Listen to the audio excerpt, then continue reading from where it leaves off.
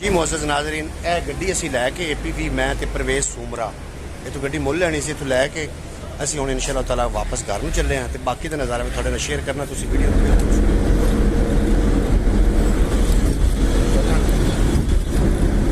नबी server Mithan माही Habiba मेहरबानी कर हिजर ते रोगियां ताई तबीबा मेहरबानी कर गुनाहां नाल पुर दामन खतावां सिर तूचियां ने मगर जो निस्बतां मिलियां खुदा दी सूचियां ने निकम्मा बेअमल हो के नबी ते मान रखदा हां कदी मेरी भी सुन लैसन मैं ए ईमान रखदा हां नबू जर हां नजर पल्ले न मैं सादी शिराजी हां नबी दा सक सदींदा हां इसे गल ते मैं राजी हां नबी दे आशिकां वाला अकीदा मंगदा राना हुसीरी तेरे वर्गा मैं कसीदा मंगदा राना।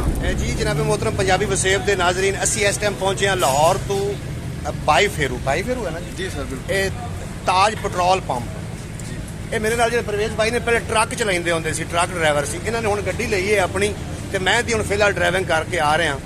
इन्होंने आख्या भी ताज तो असीं पेट्रोल पवाना, ताज का म्यार चंगा, उन्हों दा पैमाना चंगा, उन्हों दी एवरेज चंगी।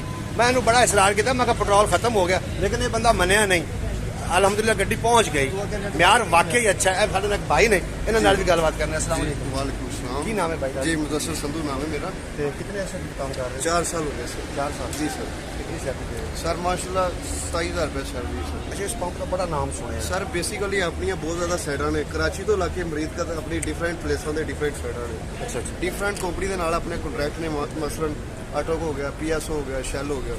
ਹੁਣ ਮਾਸ਼ਾਅੱਲਾ ਕੰਪਨੀ ਦੇ ਜਿਹੜੇ ਓਨਰ ਨੇ CEO ਸਾਹਿਬ ਸ਼ੇਖ ਅਸਲਮ ਸਾਹਿਬ, ਉਹ ਆਪਣਾ ਖੁਦ ਡਿਪੂ ਬਣਾ ਲਿਆ।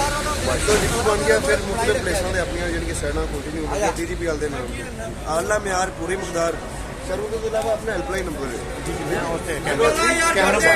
कैमरा 1 अगर थोड़ा रास्ते अंदर फ्यूल खत्म हो जाता है तुम कॉल करो।